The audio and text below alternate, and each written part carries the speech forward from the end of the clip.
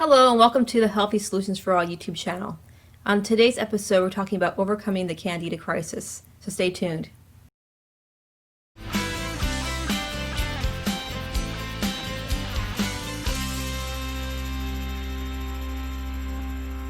Well, thanks so much for having me on today.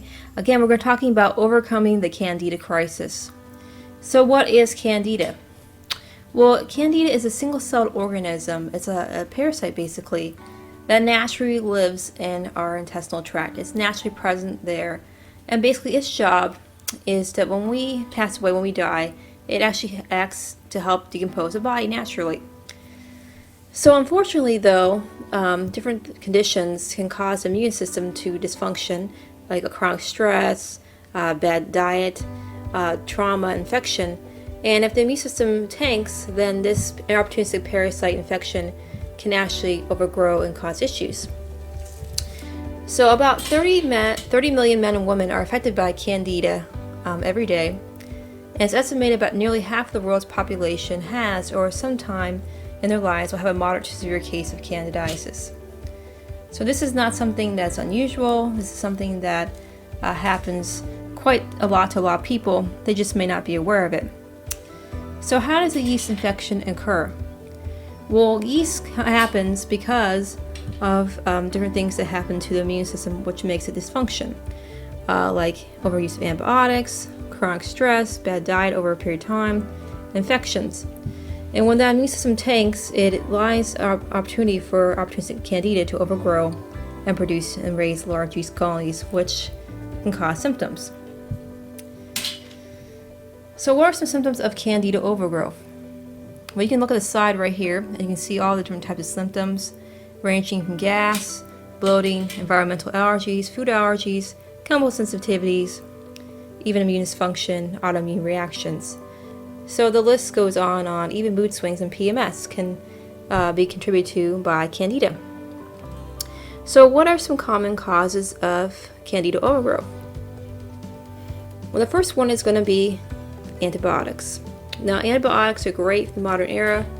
Unfortunately, with antibiotics, they can cause issues with the gut because not only do they kill all the bad stuff, they also kill the good guys as well. And this means that Candida, which is opportunistic, takes advantage of the situation and can actually cause an issue by promoting yeast overgrowth because the good guys can't keep those bad bacteria in check, and so Candida takes advantage and then goes ahead and overgrows. Then we have birth control. Estrogen dominance is so plentiful in society, and birth control, unfortunately, a side effect of that, because it's predominantly estrogen, is Candida yeast overgrowth. Then our diet. You know, we live in a society with fast food, fast-paced lives, and the diet is a lot of times lifeless and not full of nutrition that we need. So again, our health of our gut is mandatory, and our diet is very essential. Again, we want to make sure we're eating that whole foods-based diet that we talked about so many times on this channel. Hormonal imbalances. Again, estrogen dominance is an issue and affects a lot of men and women, and a lot of it has to do with xenoestrogens found in the environment, from pesticides, synthetic things even found in our meats and our food. Pesticides, plasticides, solvents. And these xenoestrogens can lead to this immune dysfunction, which can cause hormonal imbalance and cause increased estrogen, which can increase Candida. Then, of course, immune dysfunction. When we have immune dysfunction, stress, trauma, infections, this lowers the immune reaction, and then Candida can become opportunistic. And then finally, stress. Chronic stress, whether it's physical, emotional, mental, puts a burden on the body and can also contribute to Candida overgrowth. So now we're going to talk about leaky gut syndrome. So leaky gut syndrome happens when Candida becomes so overgrown that it actually produces these long tentacle-like roots called rhizoids, which can actually puncture the lining of the gut and kind of produce microscopic holes that can let things in like food, viruses, bacteria, and other toxins into the body that normally wouldn't be allowed to enter the bloodstream. As you can imagine, this can produce symptoms from gas, bloating, all the way up to autoimmune responses. So I'm going to go ahead and leave you up a little slide here to show you the different types of issues that can happen with the inflamed leaky gut. And as you can read from here, it starts all the way from simple gas and bloating all the way up to an autoimmune response that can really even lead to autoimmune disorders. So how do we heal the gut? The first thing you want to look into is doing antifungals.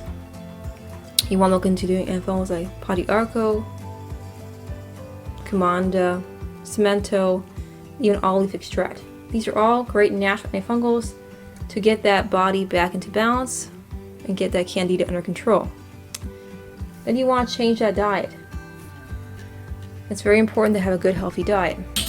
You want to change the diet to a whole foods based diet, making sure you're staying away from the processed foods and sugars, and eating things that are going to support the health of your body. You can also look into essential fatty acids.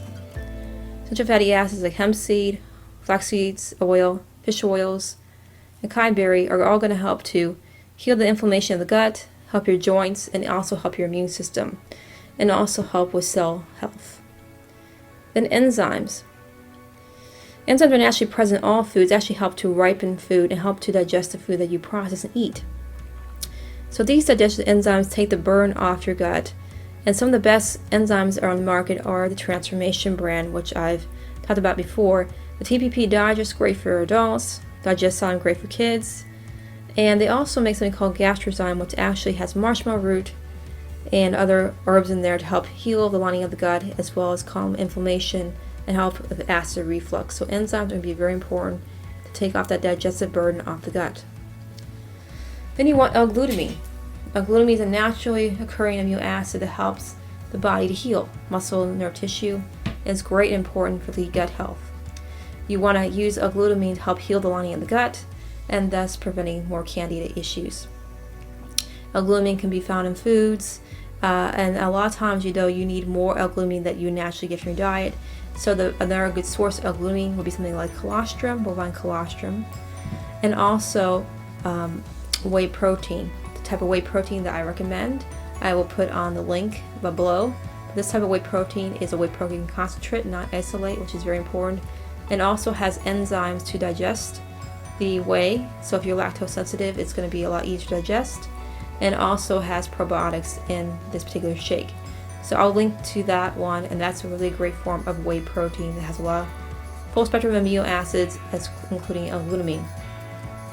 Lastly, probiotics. You got to reimplant that good bacteria, which is so essential to gut health. And probiotics mean life. You have over 400 million organisms in your gut. The two most common ones are bifidus and acidophilus. And so when you look at a probiotic, you want to make sure you have at least acidophilus and bifidus in your probiotic. And it's beneficial to have something that is heat stable, meaning that it survives the heat in the gut and be able to implant the good bacteria. A good brand is CP1 from Custom Probiotics.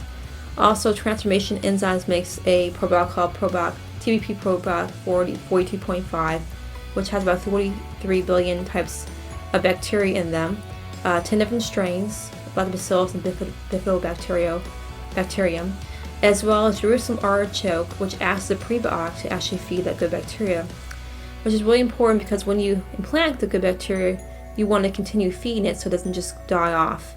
You want to keep feeding those good seeds, so to speak, so that it produces good bacteria in the gut to repopulate and crowd out the bad guys, which make it a home that Candida doesn't want to survive in. You can also include good fermented foods like kefir, natto, sauerkraut, which will help you to also feed that good bacteria and to get rid of the bad bacteria in the gut. So you want to have some bad bacteria in the gut, but you don't want to be overrun with it. So you want to look to have about 80% good to 20% bad. So that's the ratio that we should all aim for. And by doing all these things, taking enzyme, probiotics, essential fatty acids, eating a good healthy diet, and doing those antifungals, it's going to all encourage your gut to heal, to keep that Candida down, and so you don't have all these symptoms and all these issues. Well, I hope you guys have a great day, that you learned a lot from this little episode, feel free to share, comment, subscribe, and share this video with your friends and family, to anyone you think might benefit or need it. Also, check out the links below. All the supplements that I recommend will be listed. I always have discounts for you guys and free shipping over $50. And it's really about blessing you guys, helping you guys out, providing you with information so that you can live healthy and abundant lives the way that the Lord intended. So may the Lord bless you, keep you, make His face shine upon you, and until next time, have a great day.